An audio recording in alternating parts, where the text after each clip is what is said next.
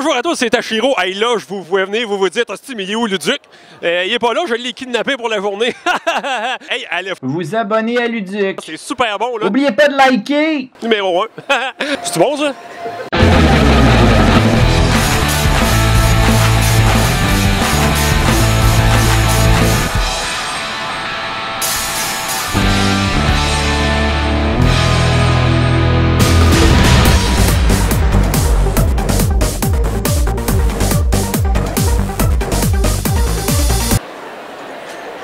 Ça manque de vie pas mal.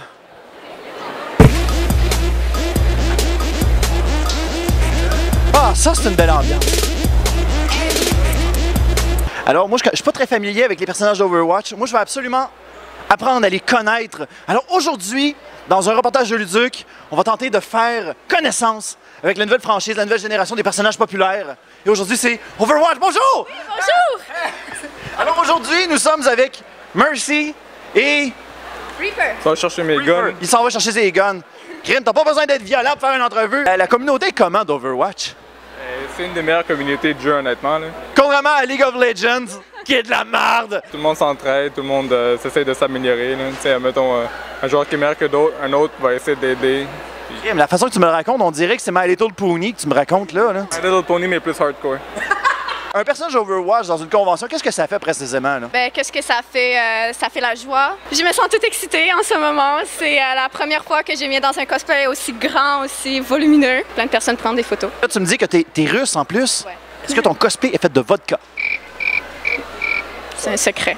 Il est bien beau ton cosplay! Merci! Toi, t'as une belle coupe de cheveux, je trouve. Ah, la tienne est malade, ouais! La perruque, où c'est que tu l'as trouvée, toi? Sans doute le même que toi, à mon avis. Toi, d'un party, t'arrives-tu avec genre ton épée?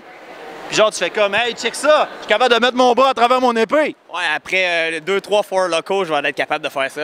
Oh boy, la four loco. La blackout en canette de son surnom. Toutes les sortes, ça fait comme tout le premier tiers. Ouais, ça goûte bien pas bon. Après ça, oh, c'est bon. Puis à la fin, oh boy. On va tester, voir si ça fonctionne auprès des filles. Mademoiselle, venez ici, s'il vous plaît. On va essayer, voir si ça fonctionne, si vraiment la pub, elle fonctionne. Four loco. What? Bon, ça fonctionne pas. Fait que quand ils disent que la four loco, ça rend les filles comme oh my god, ah! Ah! Ah! Ça fonctionne pas. Bon, et si on est dans un environnement majoritairement japonais, fait qu'on va passer pour la Sapporo de bord. OK, Sapporo. On va essayer Sapporo maintenant. Revenez, mesdames. Sapporo. Sapporo. Je pense qu'elle a pété celle-là. On savait à quel point que cette année, les spinners, ça allait être très populaire. Je m'attendais jamais à ce que ça se retrouve dans les logos. Y a-t-il quelqu'un à l'intérieur? Oui! OK. Sérieusement, c'est le costume le plus awesome que j'ai vu de ma carrière. Alors, on est avec des personnages de... soit Lord of the Rings, Game of Thrones... quoi? Quel personnage? C'est Nesta de A Court of Thorns and Roses. C'est un livre.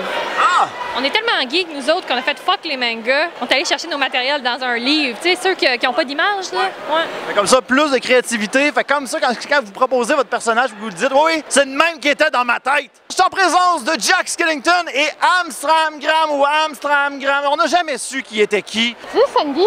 Si on a vu Sandy, est-ce qu'il y a un Sandy Claus dans la salle? Et on a Jack Skellington aussi. Salut, Jack. Excuse-moi, c'est à cause que t'es tellement grand, j'essaie de me rendre. Là. Comment ça va? Ça va? Tu risques pas d'avoir mal au dos à force de porter ce costume-là? Aux jambes, plus! Puis pour aller aux toilettes, ça prend-tu tout le temps à enlever tout ce costume-là? Pas tant, c'est juste un pantalon, j'en ai un autre en dessous. Et crime double couche. Oh, je suis trop vieux pour ces niaiseries-là.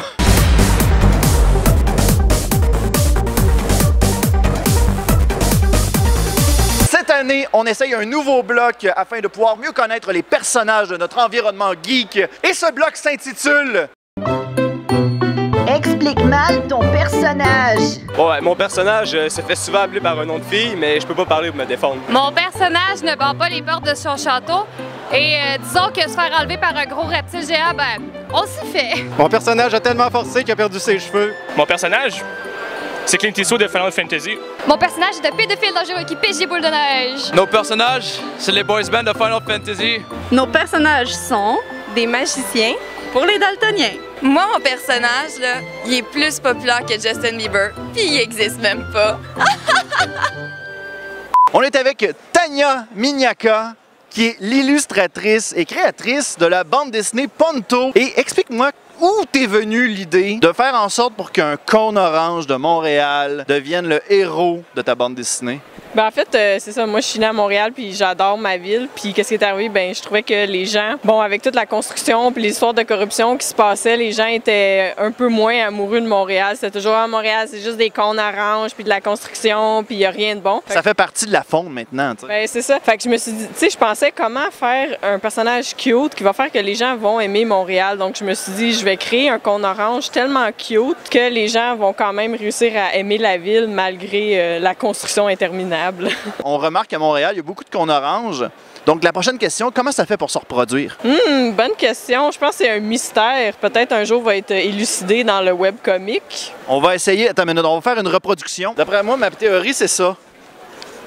Comme ça qu'ils se reproduisent. Ou ils ont peut-être des œufs dans les nids de poules aussi, peut-être. Oh, shit! Allez voir ça. Ponto, bande dessinée, mettant en vedette un cône orange. Et je pense qu'avec cette bande dessinée-là, on va voir les travaux à Montréal d'un tout autre œil grâce à Tania. Merci beaucoup. Merci beaucoup, Tania, pour ton temps. Merci à vous.